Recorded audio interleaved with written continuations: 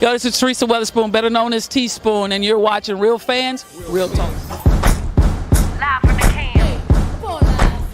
Vibe the can. This is Real Fans, Real Talk.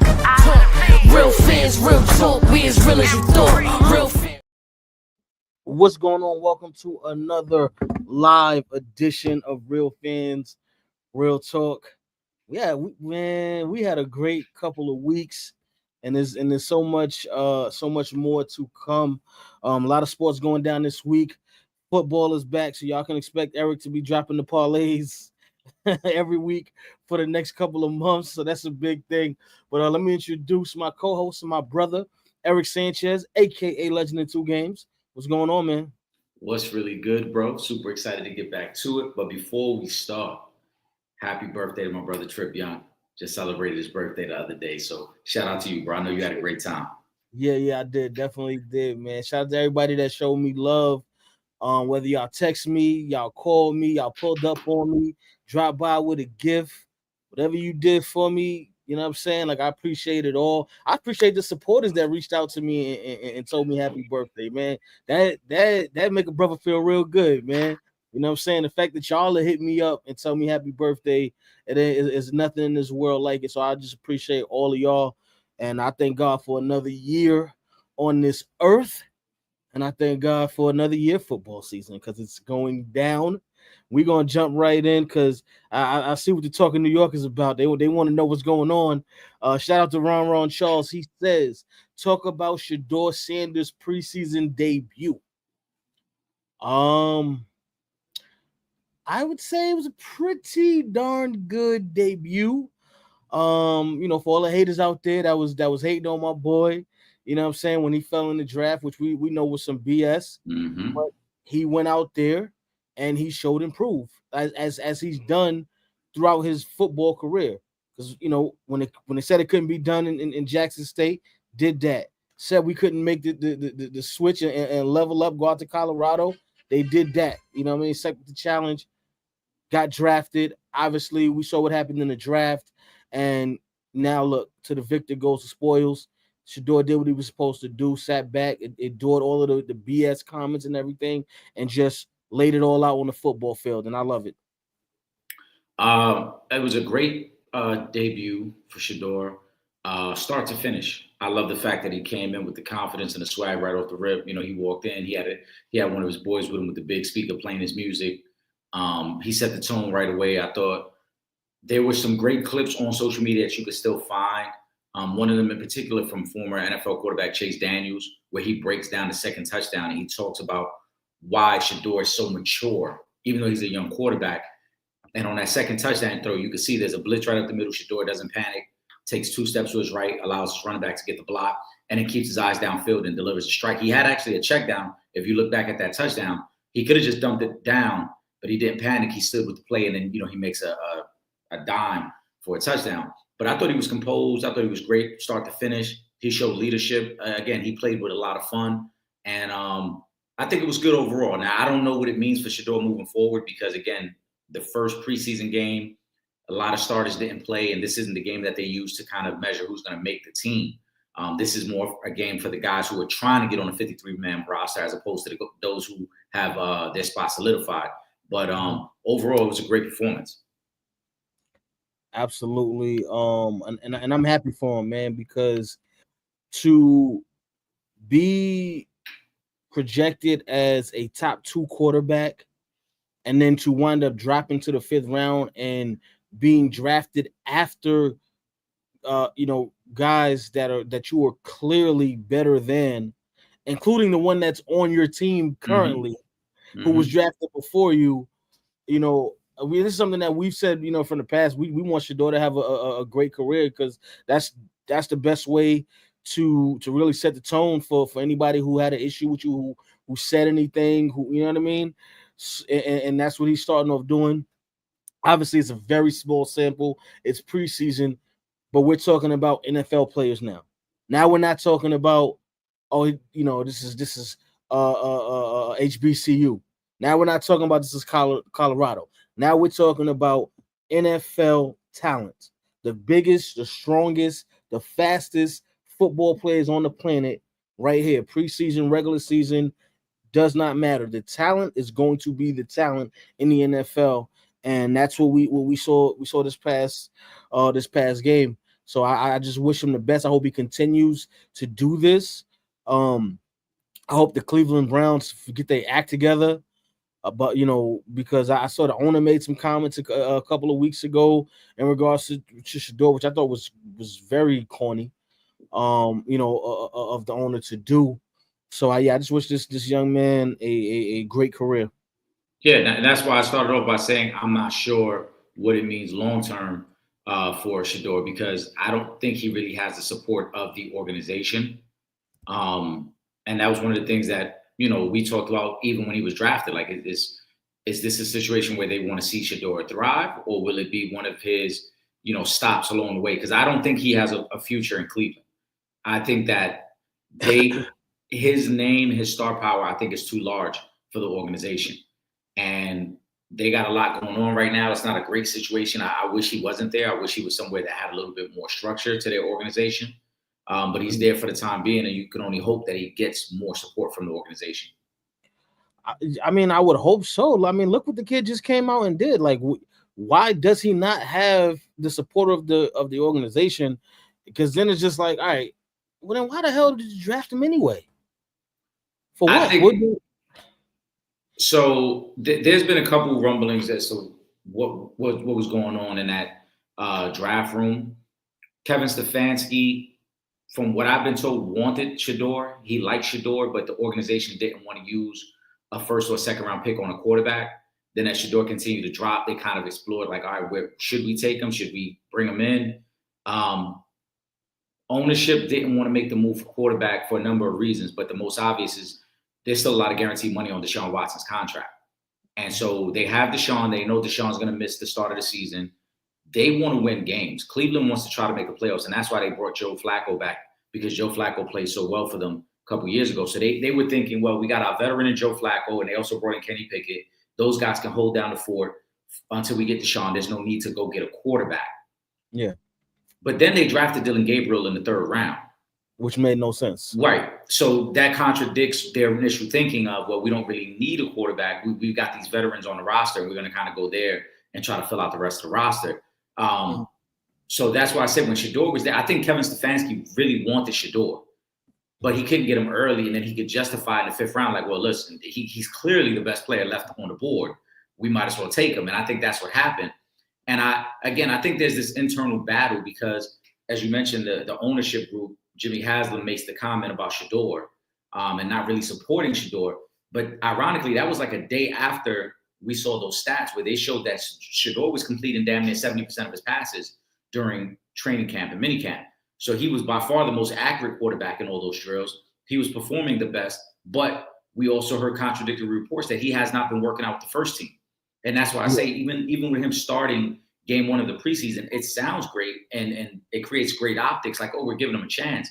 But are you really? There weren't many first-team guys on the field that day. He's still working with the backups. He's not getting reps with the true 53-man roster. He's getting reps with guys who are fighting for a spot on the team. So again, it's almost like they're doing it to pacify the masses because the rumblings are getting too large now. People are starting to question, why isn't Shador playing more in training camp with the ones? He's not playing with the ones, so they figured, oh, we'll start a preseason. They were hoping, and when I say they, I don't think Stefanski, because I think Stefanski wants him to play well. But I think Jimmy Haslam was hoping, oh, if he goes out there and doesn't play too well, it'll quiet the rumblings. Mm-hmm. But now he played better than people thought. And so now the real question is, does he start the second game of the preseason? He made everybody's job in the Cleveland Browns organization that much harder because he played well. Because, if he goes out there and stinks up the joint, it's easy to dismiss him. Now we don't got to hear nothing else about it. Listen, this is why we drafted him in the fifth round. All these narratives. And but the fact that now he goes out and plays well, now you got a conundrum on your hands because you can't go back and ish on this kid anymore because he's come out and he's shown improve.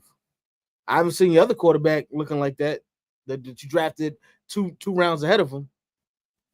Yeah, so, and again, I don't think there's real belief. And I hate to say that because I think Kevin Stefanski wants him. I think the head coach wants him. I think the other guys, and shout out to Kyrie, and I agree with that too. I think the organization still has Dylan Gabriel ahead of him on the depth chart for a number of reasons. The most obvious, though, is there's more of an investment in a 3rd-round pick as opposed to a 5th-round pick. Yeah. But Will Gordon, shout out to Will Gordon. I see him in the comment section. That was their dumbass decision. That was. Shout out to Will Gordon. We talked about it on Wednesday. There's no way you can convince me that they believe in Shedeur, because what did they do right before the preseason game? They signed another quarterback. They brought in Tyler Huntley, another veteran quarterback.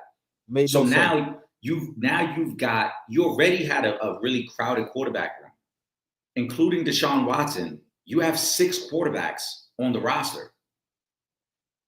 Only 3 of them are going to make the team. So you know Deshaun is going to be on the roster. You know Joe Flacco is going to be on the roster because he's the best veteran you have. So now that leaves Kenny Pickett, Shedeur Sanders, Dylan Gabriel, and Tyler Huntley. Those 4 guys fighting for one spot. Unless Shedeur gets enough reps, they're going to justify cutting him by saying, hey, we just didn't need that many quarterbacks on our roster. And I highly doubt that they're going to want to keep Shedeur, because he probably would be the most popular 3rd-string quarterback we've ever seen in the NFL. And the people would start calling for it. Correct. Because we know this Browns organization can be bad. And as they go out there and don't win games, the fans are going to start calling for Shedeur, which is going to give you another issue that you don't want to have to deal with. But that's what comes when you play this game. But I mean, to release Shedeur, I think that would be one of the worst decisions the Cleveland Browns could make, to just straight up release Shedeur. They're gonna have to make a tough decision. I don't know if that's what it's gonna come to. If they just say, hey, he doesn't make the 53-man roster, that's the easiest way to move on, because again, he's the 5th-round pick. There is no guaranteed money on his contract. So if you cut him, whatever roster bonus he got, and that's it, and you move on from it. It doesn't hurt your cap. But again, you look at just the simple math of it. Deshaun is on the roster. Joe Flacco staying on the roster. So now it's Kenny Pickett, Dylan Gabriel, Shedeur, Tyler Huntley. 3 of those guys aren't going to be there. Shedeur is already probably the most popular guy on the team. You saw how many 12 jerseys were in the stands. And that was a road game. That wasn't even in Cleveland. So I don't know if Jimmy Haslam, their owner, wants this. And like I said, I don't think he wants the attention to be on Shedeur in that way. I don't think he wants to see the fans yelling and chanting for Shedeur the moment Joe Flacco throws 2 interceptions, or the moment, like you said, let's call it what it is. Even when Joe Flacco played good for them 2 years ago, he threw something like 14 interceptions in 8 games. Yeah. So he wasn't like lights out. He just was better than what they had been seeing at quarterback, but he wasn't lights out. But let the Browns start the season 0-4 or 2-6 and see how quickly the fans want Shedeur to be out there. And then if you're the Browns, you have this tough situation and it's a tough decision to make. Do we want to go with him, knowing that we still have so much money tied up in Deshaun Watson that we can't get out of that money, and knowing that we've already invested a 3rd-round pick in another quarterback, and yet Shedeur would be the guy that everybody wants? Well, we got another couple of weeks left for the preseason. They're gonna have to make some decisions very, very soon, because the season is going to be amongst us pretty fast. Let me go to shout out to Kyrie. He says Shedeur Sanders calling out Cleveland sports reporter Tony Gross. I gotta love it. I love it, because you have a lot of people in the media that let their emotions take over. And we coming from a journalism background, broadcasting background, one thing, one of the key things that we're taught is we're supposed to be unbiased in the media, but that's not what we see now. We see a lot of these talk show hosts and media people implementing their biases into the way they speak on players, the way they talk down on players. And this was another journalist from Cleveland who did nothing but down talk Shedeur Sanders. For as long as we can tell. And Shedeur called him out on it. He said, you've never said anything positive about me. It's always something negative. And the problem with that is, see, and I want to equate this a little bit to the Bronny James LeBron, situation. The difference is Shedeur has always been at a top level of play throughout his, his collegiate career, going into Colorado. Shedeur has always played well. So the fact that you only have negative things to say about this young man, it for me, it makes it seem like it's something personal that you have against him or his family. You know, a lot of people have issues with Dion and how well spoken he is. So it just makes it seem like it's something other than just the sports, because it is hard to find somebody that got something negative to say all the time. Anytime you open your mouth about this person, it's something negative, and he's not giving you that. Too often in media now, it's become clickbait and personal. Mm-hmm. I'm not going to blame Skip Bayless for that, but he kind of is the face of that, right? I don't think he was the first guy to do it, because there is a very famous clip circulating out there with Jim Rome. Yes. Right. With quarterback Jim Everett, he keeps calling him Chris Everett, which was like probably the first time in media we had seen a journalist and a player have to be face to face, and you got to stand on what you said. And Jim Rome stood. And then even to take it further back, remember the famous Deion Sanders clip with Tim McCarver when he throws the ice bucket on Tim McCarver, because Tim McCarver has some things to say about Deion when Deion was going back and forth between the Falcons and the Braves during the Major League Baseball playoffs. Those are great clips, by the way. If you guys go back and check them out, you'll definitely find them very funny. But it's become this era of how shocking can I be with my analysis of a player? How disrespectful can I be? And then create this narrative around a guy where it's like, if he is great, then it still draws attention to me, because this is all Shador did. And I thought Shador handled it with class. He wasn't disrespectful to the reporter. He laughed about it. He said, but I've never seen you say anything positive about me. However, for Tony Gross, this is exactly the attention he wants as a journalist, right? Because who knew who Tony Gross was last week? He's a small time, and no disrespect to his career, but he's a small time journalist in Ohio. Nobody knew who Tony Gross was, but now that Shador has confronted him, a guy who's been in the media for 30 some odd years, 40 years now, gets all the publicity he wants. And that's what a lot of these guys want. That they feel like this is how they get to the ESPN or the Fox Sports. If they're controversial enough and people hate you enough, you'll get to that level. It's no different than Nick Wright. It's no different than a lot of these other guys who are so far left with their takes that you pay attention to them. And I've used, as much as I love what he's doing in this space, I've used Gilbert Arenas in that same example, because Gilbert Arenas is some of the wildest issue you'll ever hear on a podcast. But when he was at Fanatics Fest, he kind of walked back some of them same statements. He's one of the first ones to disrespect 90s basketball. But yet when you go back and look at his list of all-time great players, I believe 3 of the top 15 guys he named were all from the 90s. So he still pays respect to those guys. But yet on the podcast space, he makes it seem as if like, man, that era was trash. Those were garbage men out there. So, but again, it's clickbait, it's shock value, it's a way to get people going. You know, as the great line goes, it's provocative. It gets people going. And that's all it is. Yeah, you know, Tony Gross knows what he's doing. Tony Gross is think about this, Trip. If you're Tony Gross, you're criticizing a guy who was the 5th round pick in the draft, but who had a really solid college career. It's not like Shador was some bum in college. He was very, very good in college, right? You're criticizing that guy. But where's your critique of Dylan Gabriel, who's the 3rd round pick, who has barely been on the field during preseason, right? Show me your critique. Cleveland Browns probably have the worst history of quarterback play in NFL history. Yeah. Show me the way you've criticized other quarterbacks that have come through there. Were you that critical of Johnny Manziel when he first got drafted? What about Tim Couch? What about all these other high-profile quarterbacks that went there who, oh, by the way, as my brother Tripp would love to say, right? The complexion for the protection, right? Were you that critical of those guys as in rookie camp, not regular season, rookie camp? Show me the articles on that, Tony Gross.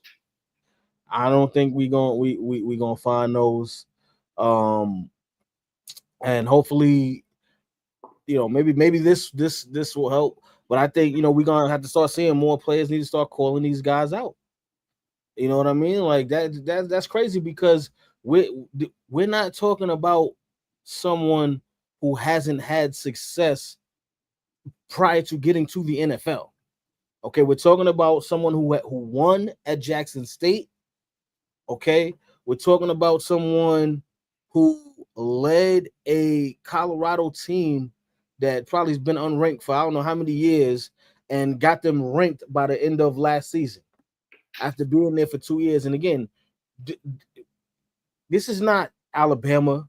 It's not Georgia, Clemson. You know what I mean? This is not one of the top schools. We're talking about Colorado on top of that, and he still has success going there. People said he couldn't make the jump. He did that, and now what I'm saying, he's in the NFL, and you got guys that's just gonna hate because they want to push those narratives. But it is what it is. Shout out to Shador. Well, but you know why it is, Trip. It's the when you do it differently than the way it's traditionally been done. Yeah, you want to get the grain. You go against the grain, people are going to find reasons to be upset with you. When you're of a certain complexion in this country, that adds more fuel to their fire of why they hate you. Yeah. Shador Sanders has done nothing wrong but play football the right way. That's all he's done. And yet, when he flashes the watch, it's like, oh, he's a hothead. He's a showboat, right? He's a me first guy. But when Johnny Manziel was throwing up the money sign, everyone loved it. Mm-hmm. No one had a problem with Johnny Manziel going like this after, and mind you, he did this as a way to antagonize the masses because he had got caught signing autographs for money. Yeah. But again, nobody had a problem with it. Shador, they say Shador was terrible in the interviews. That's what they claim, Trip, right? But it's documented that Johnny Manziel showed up drunk to his interviews. Yeah. During pre-draft stuff, right? It's in his documentary. There are head coaches and offensive coordinators in the NFL right now who acknowledge they knew Johnny Manziel was drunk in college, and yet that didn't stop Johnny Manziel from being a first-round pick. Yeah. So again, we know why this certain critique happens for certain players. Different folks, that's all. Right. That's all it is. Yep. Let me throw up. Listen, Shador gonna be all right because of this right here. Shout out to HR Riggs. Let's not forget that the Tom Brady is his mentor. Congratulations to Tom Brady as well. Just got a statue, in his honor. He is the GOAT. So I'm sure Shador and Tom gonna be on the lines a lot during his his first couple of years in the league. And shout out to that's my guy Huey right there. Played offensive line for CW Post College when I was in school. Great offensive lineman. Big shout out to Huey. Appreciate you for tuning in, bro. All right, let me see what else we got up here. You know what? We're gonna go. Let me jump in. Shout out to Poole. Poole says salute to Asia Wilson on being the first WNBA player ever to have a 30-point, 20 rebound game. She's climbing back into the MVP race with Nafisa Collier, missing up to 3 weeks with the ankle. Legend. What else can I say?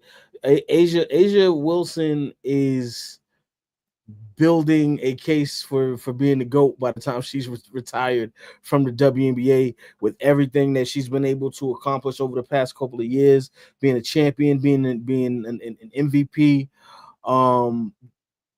You gotta love what Asia Wilson is doing. The real best player in the WNBA, the real best. What was it? The best WNBA athlete that Caitlin Clark got at the ESPYs a couple of years ago. Asia Wilson is the one that really should have got that award. That's who should have gotten that award. Yeah, Asia Wilson. This is her era. She's the best player in this era, and like you said, she's now starting to solidify herself as one of the all-time greats, if not in that conversation, the top 5, when you consider the totality of the resume, multiple-time MVPs, multiple championships.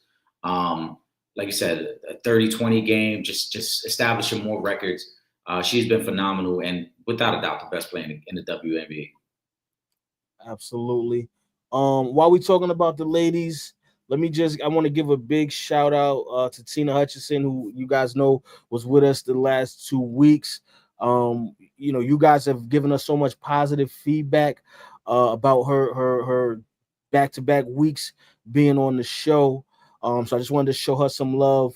Told you I'm gonna try to link up with her and Elisa Barrows in Alabama when I make this run out of town later this month. I'll try to link up with them, get some content with them, and some more good news. We have been in communication with a member of that 1984 Women's Olympic team that did bring home the gold. So she is supposed to be joining us very soon. That's Kathy Boswell. I spoke to her on Facebook. We've been DMing back and forth, so we were just working on the perfect date for her to come on the show. I know a couple of you have expressed interest in us having her on, and then I think especially with us having Tina this past week, and talking about missing out on that opportunity, I think this will be great to find out just how amazing it was playing for that 1984 Olympic team. So make sure you guys are locked in for that one, because she's definitely going to be joining us very soon. Let me go to. Hold on once. All right, let me see what we got here. Ron says, oh, I love this one too. Geno Smith flipping off a fan. Did the sign warrant the reaction? Yes. The sign warranted whatever reaction he gave you. As long as he ain't put his hands on you or put his feet on you, then that's it. You can't dictate how a person responds when you do some BS. You thought you was funny. You wanted to be a comedian. You wanted to hold up the sign. Who was the biggest bust and whoop de whoop? I mean, first of all, I don't even know if at this point in Geno's career, I think he kind of shed that that label, because his time in Seattle, obviously, he played himself into a new contract with Seattle. He had a couple of really good years there, and he extended his career. So I don't even know if you could even really call him a bust at this point. Now, Jamarcus Russell, on the other hand, we kind of all saw that one play out respectfully, but it is what it is. But I ain't mad at Geno for doing that feat. Y'all know these fans is crazy as hell, and they be doing the most outlandish stuff. So somebody just threw a damn dildo on the court on the WNBA game. That's right. One of the comments. Shout out to Janetta Johnson. She actually put the comment up on that. But we're gonna get to that. We'll get to that later. But it's just like, come on, man. These fans be out here doing the most ridiculous things that they would not be doing if you just saw this person walking outside in the street. You wouldn't be doing that. You're doing it because it's in a protected environment where realistically nothing's going to happen to you, especially when you're in the stands and the players on the field. Listen, the guy wanted attention. He got it. Exactly. And also he proved how uninformed of an NFL fan he was, because you calling Geno a bust. Geno is working on a 10-year NFL career. I don't know very many busts who have 10-year careers, who were starters in this league multiple times, who have played well, who've been playoff starters. I mean, to call him a bust, based on what exactly? He wasn't a number one overall pick. So to even compare him to Jamarcus Russell makes absolutely no sense. Jamarcus Russell was a number one overall pick. Geno was a guy who was drafted, I think, in the second round by the Jets. So the fact that he's even gotten to 10 years, he's exceeded any expectations that people had of him. But again, this was a fan who was ill-informed and doesn't know anything about the game, obviously, and wanted attention, and he got it. Exactly. And much respect to Coach Pete Carroll for, having his back. Appreciate that, because they know how crazy these fans be doing the most, and yeah, you got the attention that you wanted. So there you go. Congratulations. Yep. Let's see. Let me go to Janetta's real quick, since we brought it up. What's the deal with people throwing dildos on the floor during WNBA games? I think it's up to 4 or 5 this past week. It's crazy. I'm sorry. I don't mean to laugh, but it is a little bit funny. It's out of control now. But it's okay. And I'm gonna answer this question by saying this, right? It's the same reason why, after seeing people fall and bust they wide open trying to do them damn crate challenges, people kept doing it after, right? After you saw the first person bust their whole face open, have to go to the hospital to get stitched up, you know what I mean? And then you still went back and said, oh, you know what? I think I'm gonna try this one. Because people do the most ridiculous things for who knows what reason, whether it's the clout or whatever. Everybody's a follower these days. Nobody's an individual. Nobody wants to be a leader. You thought it was funny. The first person did it, and so now other people are trying to join in. It's corny. That's the bottom line. Is it's corny. Simple as that. Yeah. I mean, people follow us, Trip. You know how it goes. It is what it is. Let me see what else we got up here. Let me go back some. So these comments. Oh, yeah, I still had a little bit more to say about Shador. Hold on, let me go back a little bit. What's this one? Stafford works out Saturday, set to practice today. Shout out to G Suave. Um, I'm just I'm hoping he can actually get on the field for them. But I mean, I think Eric, I think you were saying last week, maybe we might actually see a Shador to the Rams type of situation. Um, because if the injuries keep going down, it might be a wrap. They might need some backup. But I'm go ahead. No, I would say that's really that's the landing spot for Shador I'm hoping for the most. Mm-hmm. Because a team that has a lot of talent, a team that has a great head coach, and a team that has structure, I think he would be great there. He would get the opportunity to learn from a veteran like Matthew Stafford, but also have the understanding that this is your team. You're the future here. Matthew Stafford is probably the quarterback this year, maybe next year at the most. And then Matthew Stafford is moving on. So for Shador to learn from Sean McVay and then to inherit that type of team that's really good and really young on both sides of the ball, I think would be great for him. And if you just need reference points on how could it help his career, just look at Baker Mayfield. Look where Baker Mayfield was before he went to the Rams and worked with Sean McVay, and look where he's been since he worked with Sean McVay. He's been a completely different quarterback after he spent that half a season with the Rams and kind of had a different outlook on the game of football. Yeah. So there you go. Tyreek Hill trade rumors. Is it time for the Dolphins to move on? I mean, Tyreek Hill, last time I checked, is still one of the best, I guess, top 5 wide receivers in football. So I don't know if you want to go that route, if you're trying to be competitive and be a playoff team. I mean, to be honest with you, Miami's biggest problem is whether or not they can keep Tua healthy. That's really the biggest concern. I don't know about trading Tyreek Hill, but I will say this. If y'all do trade Tyreek Hill, there's some guys down in Baltimore that would love to have a number 1 receiver, and so there you can send him down there if you want to. We'd love to have him playing for Baltimore. So I think it is time for them to move on. You made the statement, if you're trying to make the playoffs. I don't think they're a playoff team. When you look at the AFC is really, really good. The Dolphins, I mean, at best, they're the second best team in the division. I think at this point, they're not too far ahead of the Patriots or the Jets. Yeah, they got more star power, but in terms of like the total roster, I like the Jets defense better. I like what the Patriots are building around Drake May right now. So I don't think they're a playoff team. He's in the last year of his deal. Unless you expect to give him a new deal, I would say trade him. Trade him now, get a draft pick or 2. And there are a lot of teams that would take Tyreek Hill. He's still a very, very talented receiver with a lot left. But he's got to go to the right situation. We see his career, his numbers haven't been as consistent outside of Kansas City. He had that really good first year with Miami. Then last year, he wasn't that good last year with Miami. So I think you got to get in a situation where he's just got better quarterback play. Shout out to Will. Will wants everybody in LA. Will, keep that negativity to yourself, please. Okay, we're better, situated to win the Super Bowl in Baltimore. So just let it happen, man. I think you should push for that, Will. Appreciate you, my guy. Oh, let me go to we need a story time from you, Eric. This for you. Shout out to Imani. She said, "What's up, fellas? Eric, can you tell us how to hook up?" Pause.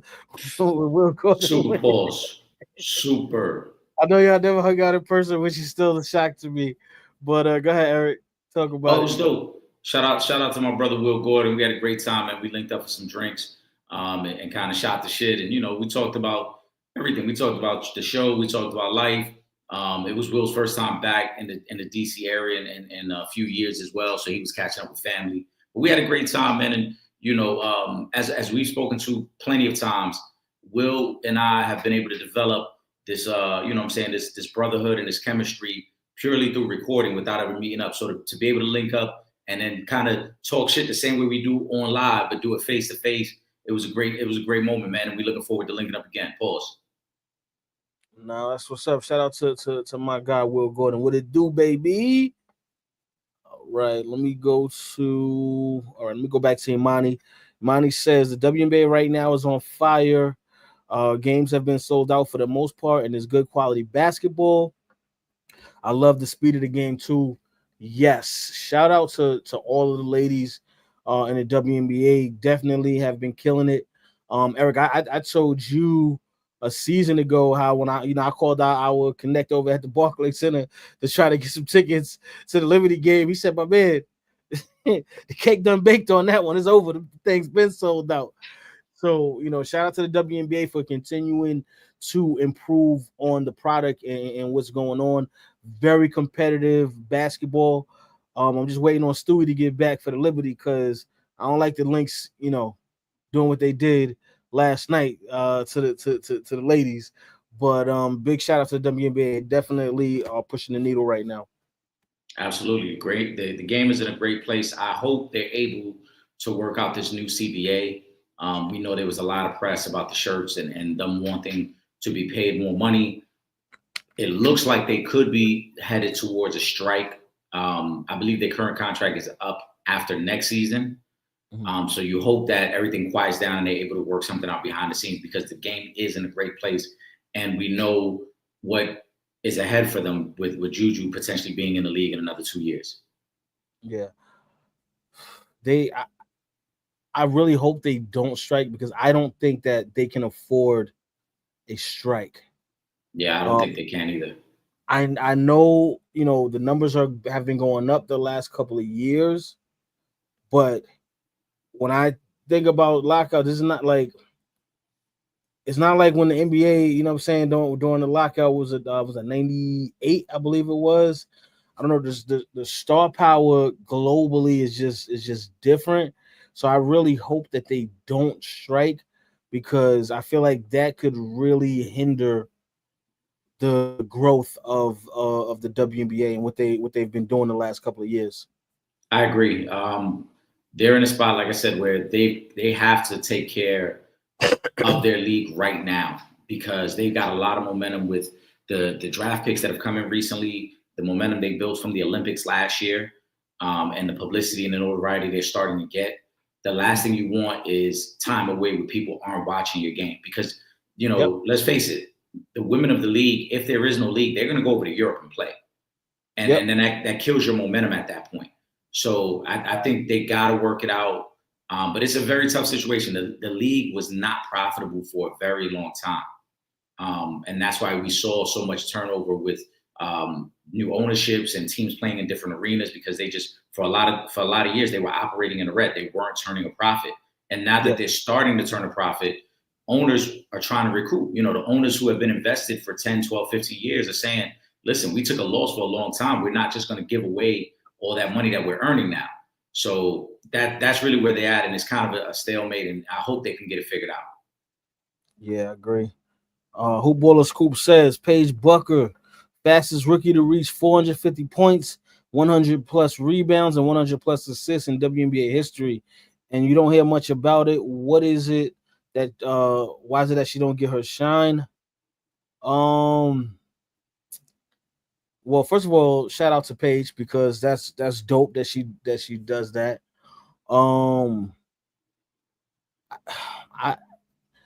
unfortunately I think it's still the Caitlin Clark show, even if she's injured or she's not. And I feel like that kind of has a little to do with it. I don't know, man. I just feel like right now the way the coverage is like it's really the Caitlin Clark show because I feel like this should be highlighted a little bit more. Obviously, we talk about it here on Real Fans Real Talk, but what's going on and not just her. I feel like what Asia Wilson just did. I feel like that should be talked about even more. I feel like what Angel Reese has been doing as far as the rebounding records that she's been setting, the double records that's been setting. I feel like that should get more exposure than it's getting. You know what I'm saying? We're gonna continue to do our job. Ladies are gonna have to just continue to do what they do. But again, that goes back to feeling like the WNBA can't afford a lockout. Because when you have things like this and you guys are asking us questions about why it's not getting, the shine that it should be getting, and then you go on a strike, it's like, you know what I mean? It's like, you damned if you do, you damned if you don't. Yeah, I think Paige. The main reason it's not getting pressed because she's not flashy.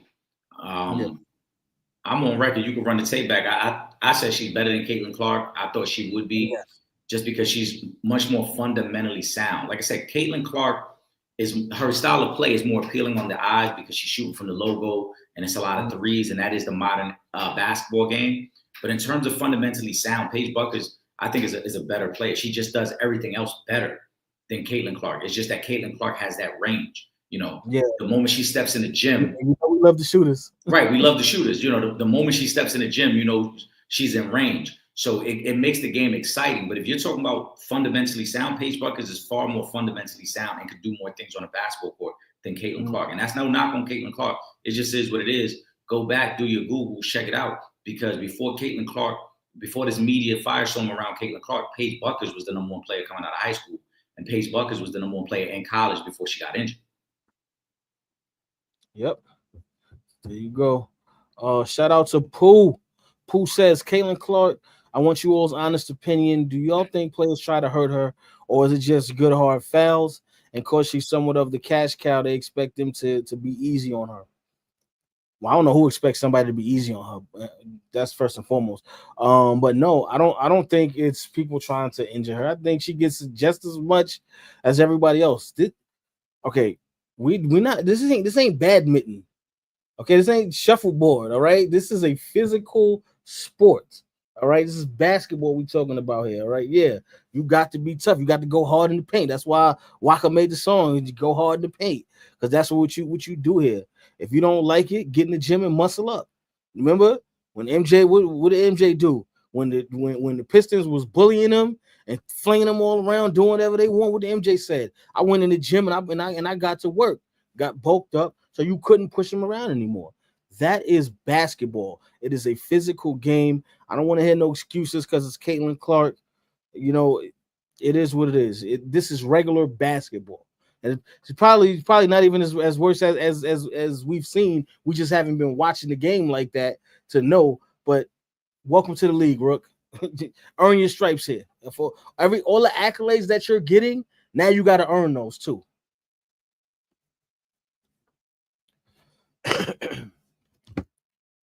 Can't hear you, Eric. Well, like I said earlier, in regards to the fan with the sign directed at Gino, if you want attention, you're going to get the attention. Now, it's not always going to be positive attention. And in this case with Caitlin Clark, she's getting the attention, right? You're the cash cow. You're the biggest star in the game. Okay, so you got to deal with that, because every night when teams see your name or your team on the schedule, they trying to give you hell. And it's no different than the biggest stars in the NBA. Ask the biggest stars how they feel when they got to go into, a Tuesday night game or Wednesday night game, and they may not really be feeling it too much, but they know I got to show up because this other team's going to look too embarrassing. So that's the position that she's in as well. Everybody's looking to embarrass her. Everybody's looking to make a name for themselves off of her. Yep. I don't think no one's trying to hurt her. I think this is basketball. It's supposed to be physical. No one is supposed to just move out the way and let you do whatever you want to do. And I think she's also handled it pretty well as well. I don't think she's cried about it. She's played the game and she's been chippy as well. And she is the best player on her team. That is what happens when you are the best player. You have to shut the best player down in order to make your job easier and to get the dub. She ain't the first person who's been the best person on the team and Cats done got physical with them, and she won't be the last. It is a part of the game. I don't want to hear no excuses. Shout out to Ron Charles. He says preseason AP polls have Texas at 1, Penn State at 2, Ohio State at 3, Clemson at 4, Georgia at 5. I'm assuming this is football, which is kind of crazy. College football, yeah. Yeah, but just kind of crazy to me because Penn State losing Abdul Carter last year. That's a big part of their defense. But they lost Abdul Carter. They lost Tyler Warren. They had two guys that went in the top 15 last year. So they lost arguably their best offensive and defensive player. But They still got my guy Josiah Brown out there. You know what I'm saying? Former #1 player in New York State, former 2-time champion, okay, 2-time high school champion. He about to start getting his reps in now. So shout out to Josiah Brown and Penn State out there. Hope to see you in the bowl game this year, young man. Keep up the great work. I'm just missing one thing here though, but it's okay because I'm gonna be down there in a couple of weeks, and we gonna change the rankings as soon as I get down there because Alabama should have been up in that top 5, and that's all I got to say about that, Eric. Well, you know, Trip, you always want Bama there. They can't be in the top 5 of every poll, but I have a strong feeling that as the season goes on, we'll see them get into the top 5 at some point. Yeah, I believe so as well. All right, let me see. Okay, Scoop Hoop, what's good? He says Klay Thompson and Megan Thee Stallion gotta chill. LOL, that's all I gotta say. My man, have you seen Megan Thee Stallion? Klay is out here living his best life, and I ain't mad at him. You go ahead and do what you got to do, young fella. Enjoy it. Okay, this is what you work for, so you can get the baddest joints in film and TV and music. This is what you work for, Klay. Do what you got to do, man. Enjoy it. Live your best life, brother. Yeah, I ain't got nothing to say on that. Just have fun. Klay, just have fun with it. Exactly. Scoop Hoop says, who do y'all have as the WNBA's GOAT? Most have Diana Taurasi or Cynthia Cooper, but then in no order, Parker Swoops, Maya. How close is Asia Wilson in knocking someone out of the top 10 WNBA players ever list? Well, first of all, I said about 20 minutes ago that she was etching her mark into the GOAT conversation. And I believe by the time she retires, her resume, barring any major injuries, her resume will put her in the top 10. Again, I would have to compare just to see exactly where. But she definitely, by the time she retires, I do believe she'll be in the top 10. And as far as who right now, I would say that's a tough one. But I mean, I'm not mad at Diana or Cynthia being referred to as the GOAT. Cheryl Swoops, Candace Paul, all these ladies, had incredible careers, and you can put any one of them in that conversation. So I'm not mad at any one of these names. I'm not even about to pick and do that to myself. Yeah, I mean, Maya Moore is a favorite, but I don't think you can go wrong with any one of these ladies. You can make a case for any one of them. And in terms of Asia knocking someone out of the top 10, I think it still requires a little bit more time. You gotta complete the resume. We're too quick to try to want to recreate these top 10 lists. Like, we can't do it every year, bro. We can't try to redefine the top 10 list or who the GOAT is every season purely based off how we feel that particular season and what somebody's doing. I just think we got to enjoy it. And then when her career is over, we'll probably be able to accurately assess where she should be. Exactly. But either way, shout out to Asia Wilson because she is the best in the WNBA right now. Mm-hmm. All right. Ron says, what's y'all thoughts on Shannon Sharp being fired by ESPN? And isn't it someone else suing him for shaming a lady in the Usher video? Yes, he does have another lawsuit. Well, that one's been dismissed. Okay, so yeah, they just dismissed it, I believe, on Friday. Friday or Saturday, I saw it. It came down with it was like it's dismissed. As far as the firing from ESPN, I mean, nobody should be surprised. ESPN is owned by Disney. Yeah, they're not playing that. Maybe had he took it to trial and been found not guilty, they would have let him rock.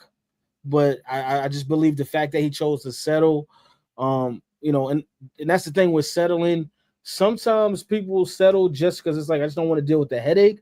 But the problem with settling also, people can take that as you're guilty in some way, shape, or form because you're paying this person. So, with that, Disney is not trying to hear that. So, the writing was pretty much on the wall once he settled with that woman. Yeah, it was a very tough situation because the young lady claimed to have a lot of audio and text messages to support her claim. I thought him settling was a bad look because he initially stated that all these allegations were false. And then you settle. So then it's almost like, all right, so what was it that she presented that convinced you to settle? Because if you really felt you were completely innocent, there shouldn't have been any evidence at all. The young lady had to have something. And I'm sure he had conversations with ESPN behind the scenes. They probably let him know, like, if this drags on or you're found liable in any way, because it was a civil suit, it wasn't a criminal case, you're probably going to lose a job. So he probably tried to get ahead of it and thought, hey, if I just settle, maybe I can work things out with ESPN, and it didn't work out that way. Yeah.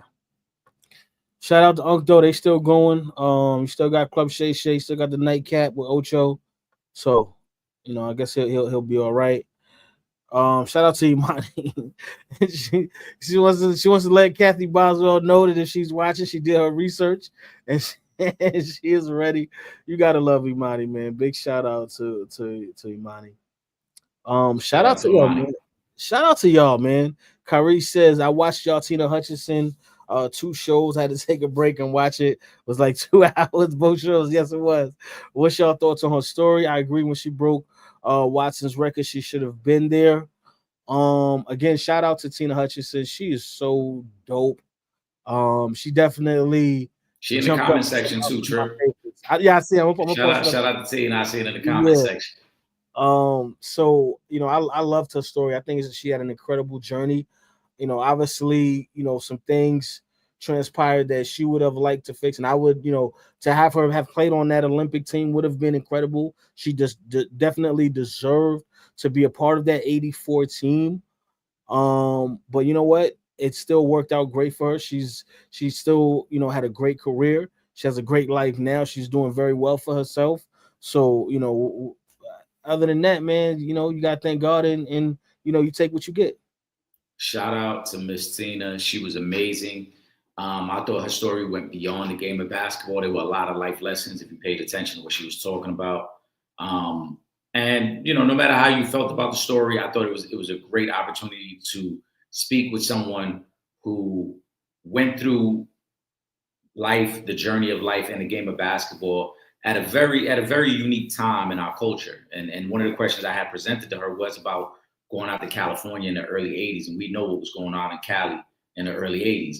And to be a Southern girl out there in California and seeing all these new experiences. And then, we forget, it's easy to reflect, but we also forget how young Miss Tina was throughout this journey. Moving to Chicago when she was 15 years old to chase this dream.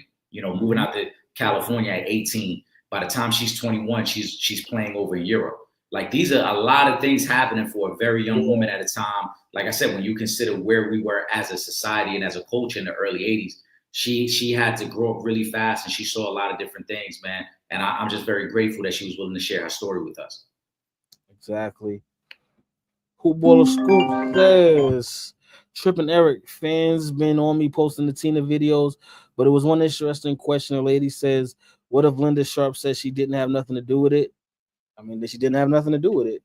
I mean, like, that's pretty much it. If she did, she didn't. Listen, the thing about it is, whether she did, whether she didn't, we can't go back and change it now. It already happened. The games have been played. That Olympics thing came and went. Tina's retired now. We can't go back and change it. I don't know. I wasn't there. If she said she didn't say it, she didn't say it. Whatever the reason was, I do feel like Tina was deserving of a spot on that Olympic team. That's all I can say about it. Yeah, I mean, I think what gets lost in this, because somebody had mentioned this the other day that commented when Will and I were recording, and they were like, oh, how do we know Linda Sharp? Like, obviously we don't know. Unless Linda Sharp is willing to come out and say exactly what role she played in it, we're never going to know. And I highly doubt that she's ever going to be that transparent. But what we can't ignore are the comments that she made about Tina after the first Tina versus Cheryl Miller game, where she heavily criticized a freshman and made it seem as if Tina was bad for the game of basketball. If you go back to the statement, the original statement was there's no place in the game for that, as if Tina was doing something wrong for just playing hard basketball. And the politics of it, like, we're not going to sit here and pretend. Shout out to Hoopballer Scoop, and this isn't a knock to anybody who commented or supports his page, but let's not pretend like we don't know politics play a big factor in some of the things that go on behind the scenes. And even now that we've pulled back that curtain, we know that Imagine back in the 80s when we didn't know who was pulling the strings behind the scenes, when we didn't know who was sitting in on the meetings and having influence on what was going to happen and what wasn't going to happen. So again, that's what leads to the uniqueness of the story with Tina Hutchinson, because it was at a time where we were still very green in terms of understanding what's going on behind the scenes to create these Olympic teams and the type of money that's being put into certain individuals getting showcased and highlight as opposed to other players or entertainers or whatever the case may be who had to work a little harder to get their name recognition. So Linda Sharp may never come out and say, hey, I was the one who stopped her from being on the Olympic team. But it's clear as day that Linda Sharp did not like Tina Hutchinson by her comments about Tina Hutchinson after the Cheryl Miller game. Exactly. Shout out to Elijah. He says, adding to the Miss Hutchinson, this is from Pat Summit. Her freshman year is very important. Her mental and emotional maturity will be a factor in whether she makes the USA team. Yeah, I mean, shout out to Pat Summit, who, Tina actually, said was, someone who actually supported her a lot prior to that time and then up until,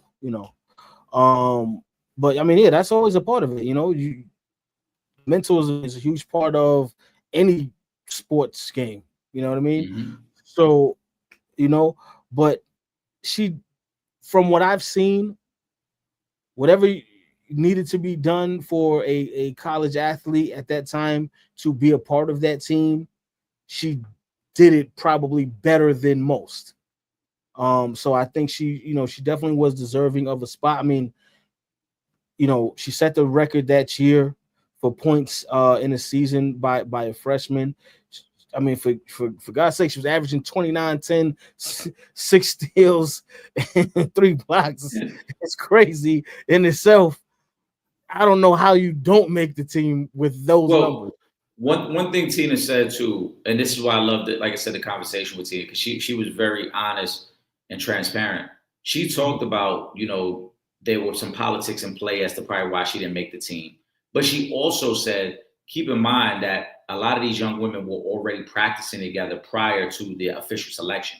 As with any Olympic team, you don't just start working out the summer before the Olympics. You work out 2 or 3 years before. And because she was just going into her freshman year, she was, quote unquote, behind the 8 ball of what they had already been working on. So, shout out to Tina. She said it in the first interview. She said, when you look at the way the team was constructed, they had a decision to make. Do we want to bring in this high profile freshman who was the number 1 player in the country coming out of high school, right? And then how does she work with Cheryl Miller, who we already know the team was being built around? So there were other things in play other than the politics. I don't want to make it seem like Tina was purely left off the team just because of politics. There were also other young women who were working hard to make the team. And that correlates to Pat Summit's comment where, depending on what they saw from Tina that freshman year could sway either way. I think the most telling part of the whole story was this controversy as to whether her paperwork was turned in or not. Because even if her paperwork wasn't turned in, you're telling me if the coaches didn't want her on the team, they wouldn't have made an exception. If they wanted Tina Hutchinson on the team, you're telling me coaches just said, we would love to have her, but the paperwork wasn't in. No, they would have made an exception. Listen, get that paperwork in by next week so we can move forward. So there was a lot of things at play with her not making that Olympic team. Yeah, I agree. Like I said, either way though, shout out to Tina. We loved her. As an absolute joy having her on the show. We'll definitely have her back at some point down the road as well. Talk about some WNBA stuff. All right, let me hold on. We want you next. Oh, shout out to Dion Hoops Page. Miss Boswell, we want you next week. You gotta love that. Listen, we're working on it, man. We need to get this history to y'all, man. We need these legends up here, so we are definitely on it. Let me see who else is in the comments here. Oh, shout out to Tina. She said, I want to give a shout out to my brothers Trip and E. Then I want to give a shout out to Imani for recommending that Whitney Houston song. I love it. Come on, man. Just what we do here. We connected everybody, man. Shout out to Tina. Shout out to Imani as well, man. That was so dope of her to do that to Tina. And Tina's like, she's such a great person. So, big shout out to Tina. Thank you again for joining us. Let me go to Will. Will says, Big Ten country here. Maryland will be sneaky. We don't play Ohio State or Penn State this year. Okay, so this is back to college football. I mean, I don't know about how sneaky they'll be. I don't know if they're gonna win anything, but But for me, it's all about Roll Tide, though, so I can't really say. Who says? Let me ask y'all. Cynthia Cooper has won 4 straight titles, 4 Finals MVPs, and in a short time, does Cooper only playing 5 years hurt her? Yes and no. Yes, because 5 years is only a small sample size. So you give someone the opportunity to do more if they play 10 years, 15 years, however long they play. But no, because we still up here talking about Big might arguably the greatest rapper of all time, and that's just based off of 2 albums. So just think it could go either way. That level of dominance right there, because first of all, 85 to 90% of basketball players are not going to win 4 straight titles and 4 straight Finals MVPs. That's just not going to be accomplished. Whether you play 5 years or 20 years, most basketball players are not going to accomplish a stat like that. So it puts you so far ahead of the race, even with that small sample size, that we get a situation where, yes, in 2025, we're still talking about is Big the greatest of all time. Yeah, I mean, I agree. I don't think it hurts in the way people might want to like make it a big deal. Because keep in mind also, it wasn't her fault that it took a little while to get the league up and running.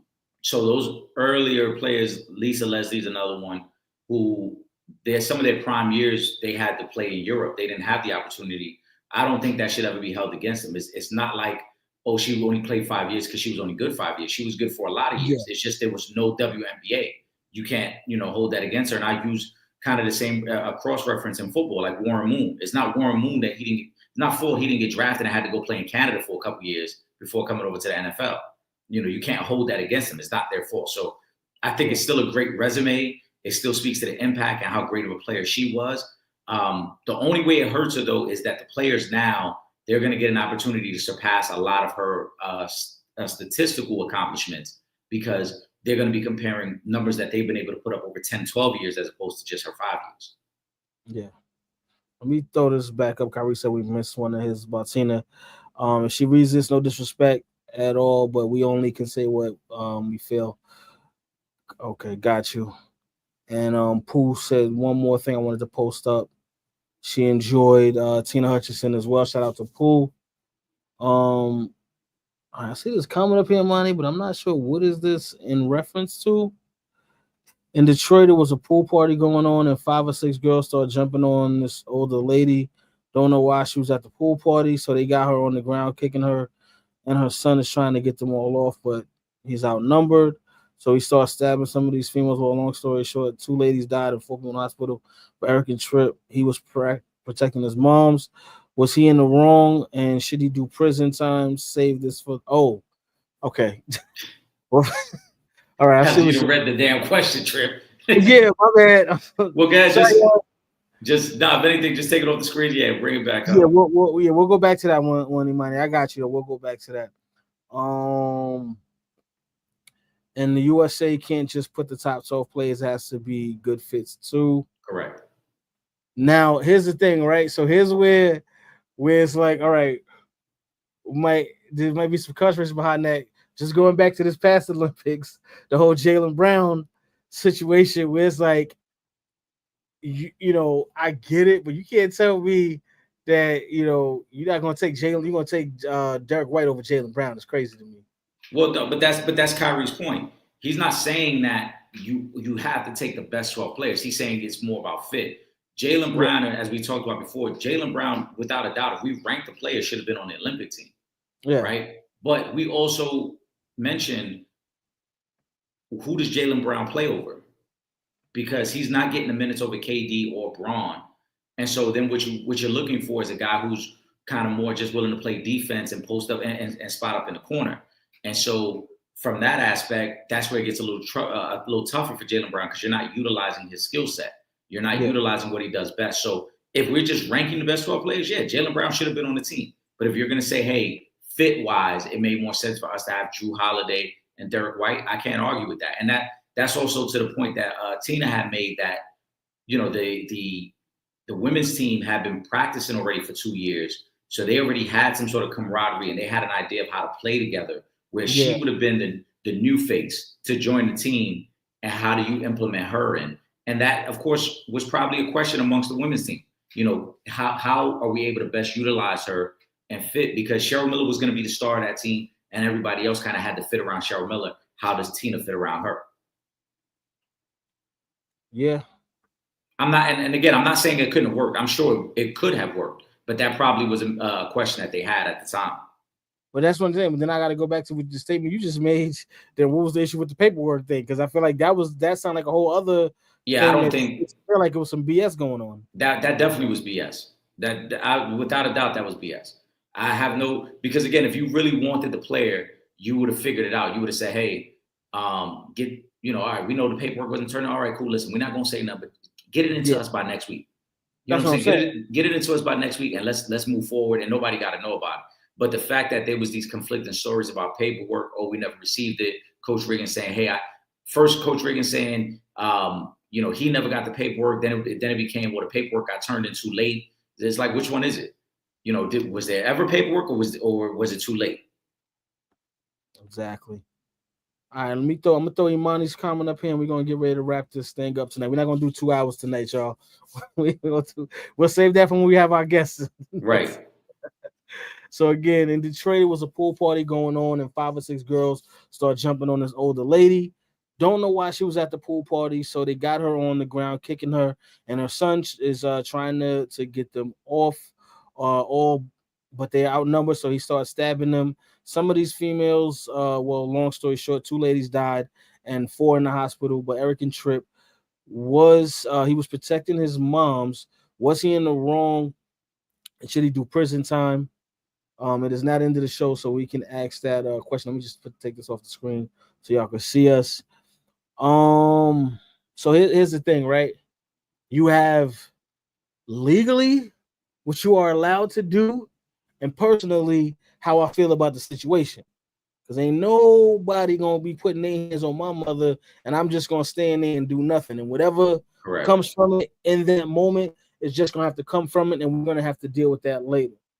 Now, legally, he is carrying a weapon. I don't know where the knife came from, but if the knife was on this person, I believe the law is like 4 fingers. It can't go past 4 fingers. I think that's the law. If we're talking about measuring the blade. Yeah, it's like the equivalent of like 6 inches. I know in New York it's 6 inches. I know out here in Maryland it's 6 inches as well. Okay, so now legally, the altercation did not involve him.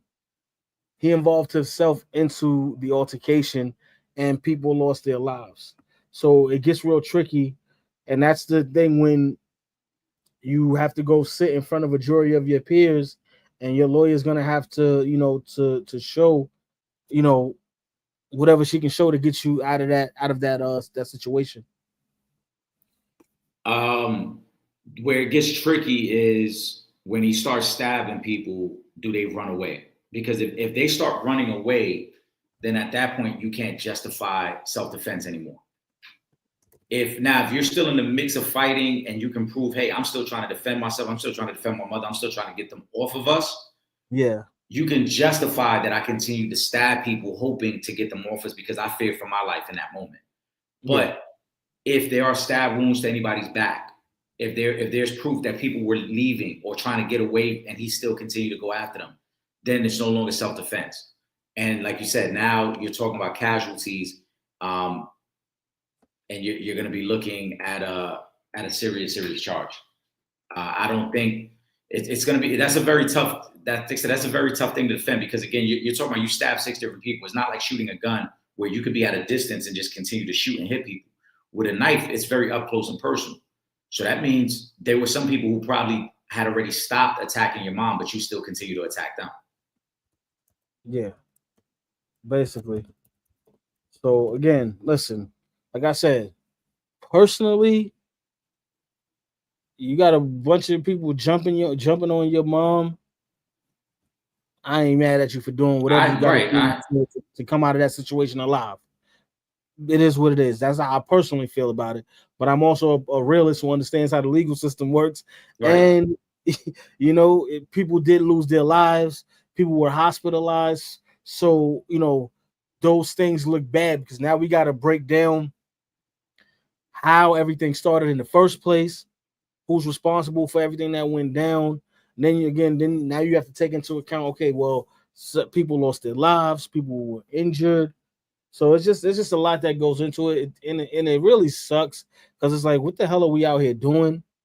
It used to be we had a lot of respect for our elders. I know I still have a lot of respect for my elders, but this is a different time that we're in now, so I don't know what's going on.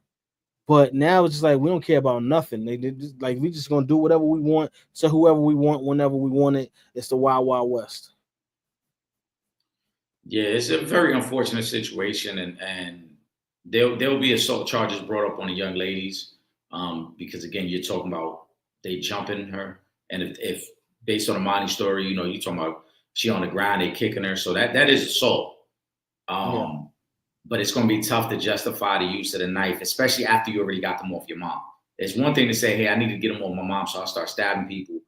But once they offer your mom and you still doing it, then it's tough to justify self-defense. Yeah. Let me see. Kyrie, I don't see I know I see you asking me about. I think we posted Kyrie's 2 questions there. Yeah, but I thought, we did. Because the first one was you watched the Tina Hutchinson, and then the second part was if she reads this, no disrespect. We got both of those. Yeah, we put It was too long. Oh, okay. I see what happened.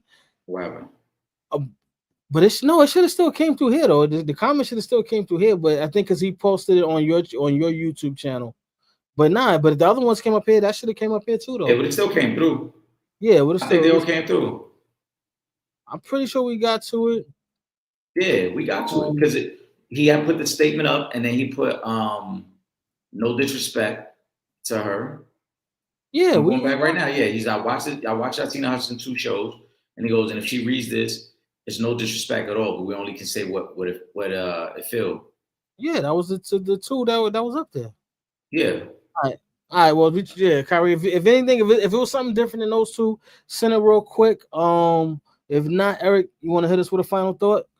As always, man. Shout out to the supporters. We greatly appreciate you guys, man.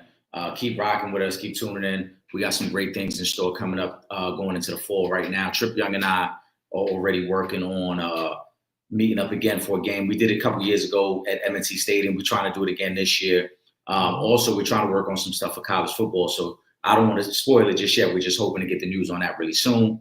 What else we got? Oh, this Wednesday, Will Gordon and I will be back. We locking in this football season. So we got some fantasy football talk. We got some parlays and futures talk. So definitely lock in with us there. And again, shout out to my brother Trip Young. It was his birthday on Saturday. Shout out to my youngest daughter, London. It was her birthday yesterday. Yeah, man. So we just happy to get to it. Bang bang Leo gang. We out here, man. I'm just end it off once again. I just want to say thank you to everybody that showed me love for my birthday. Like I said, I don't care how you showed love. If you showed love, I appreciate you. And if you didn't, I still appreciate you. But I'm just thankful for another year.